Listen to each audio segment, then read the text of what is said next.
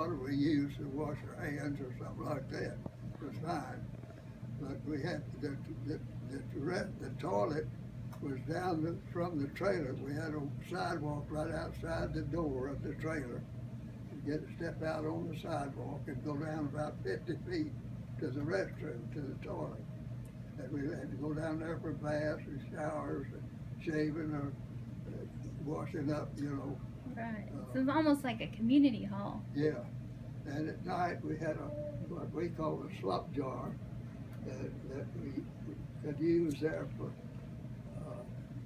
what toilet we would, And in the morning I had to get that pot that had a bail on it, just like any bucket, and go down the sidewalk there, carry that pot down to the restroom there to empty the pot, wash it out, and we were all veterans, The boy that crossed away later made an attorney, actually attorney a little like Phil is, I guess. We went down there was some of them had that box, in the morning. Hey, Green, where you going to mill? Kidding each other, we still had that little old Chevrolet car. We had traded that little 39 for a 40 probably, which was had a steering shift on the steering column. It was a little nicer than the old 39, a little better car. But that was kind of the gist of the trailer, I guess. We could sleep at either end, but we slept at the one on the front end. That's the first time I got on my knees to pray. Lucy insisted on it. I tried to get out of it then, but she wouldn't let me. I had to get out on my knees to pray with her.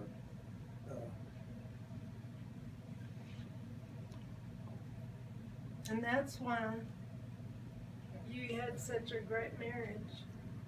What? That's why you and Mama had such a great marriage. Was your praying. And the other day, Daddy and I were talking. I didn't know this, but Mother and her real close friend both worked at the armory in Palm Bluff. And I didn't know it till Daddy told me, but Grandmommy also worked at somewhere else. Well, Jacksonville is where when I got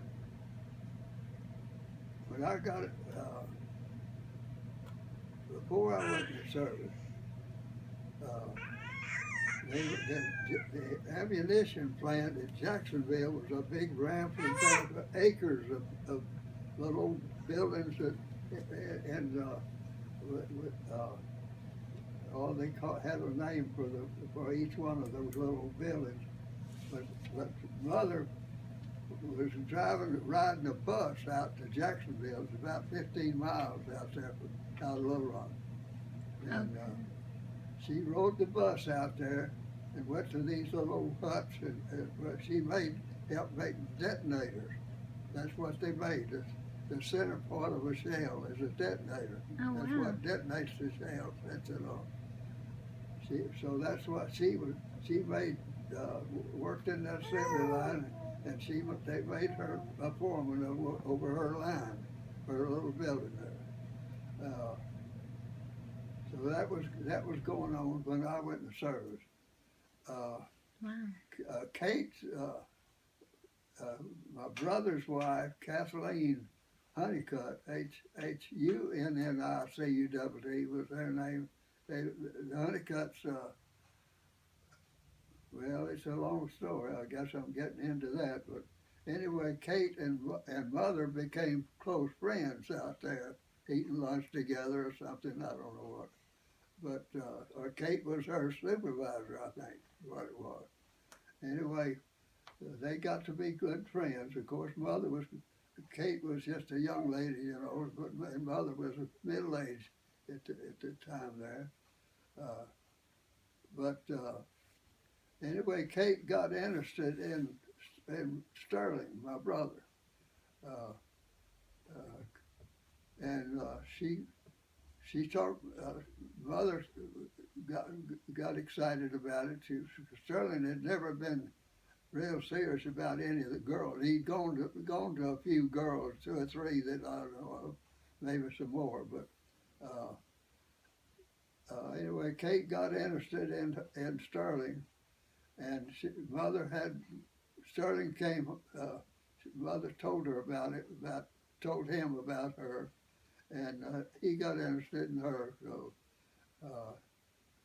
And he's never been a ladies' man in any sense of the word. Anyway, he got them both home there on Valmer Street, 2004 Valmer Street, and that was our old home. That's where I grew up. They met, and I guess Mother fixed a dinner for them or something. I don't know what.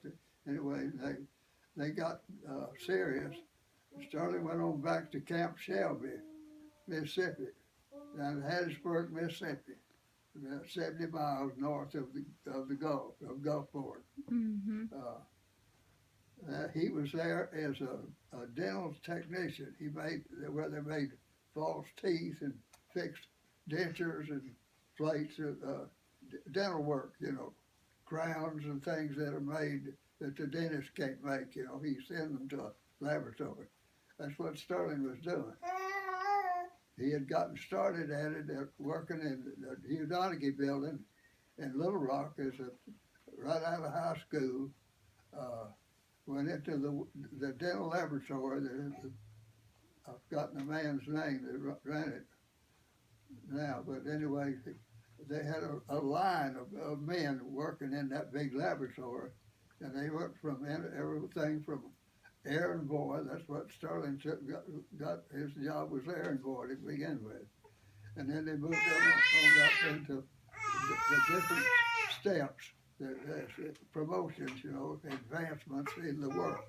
Mm-hmm. And when he finished there, he was a gold technician. He had gotten as far as he could go in that laboratory, and so the draft board was getting after him.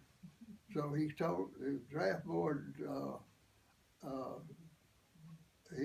they notified Sterling, you know, that they were about to call him up, and he was head man in the dental laboratory there on Camp Shelby. Oh wow! So when the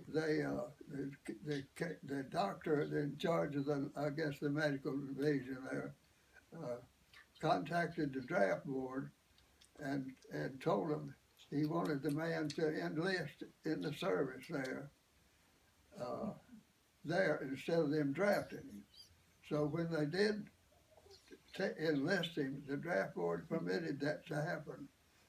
And he went into the camp then with the understanding that he would fill his own vacancy when he did enlist.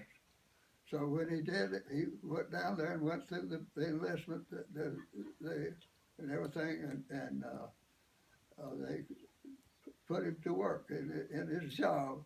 But instead of making $450 a month, he would make as a dental technician. He was, of course, above private. So he went went down to the reception center and got his uniforms and all his normal gear, and went back and continued to with his work there at Camp Shelby for about 4 or 5 years.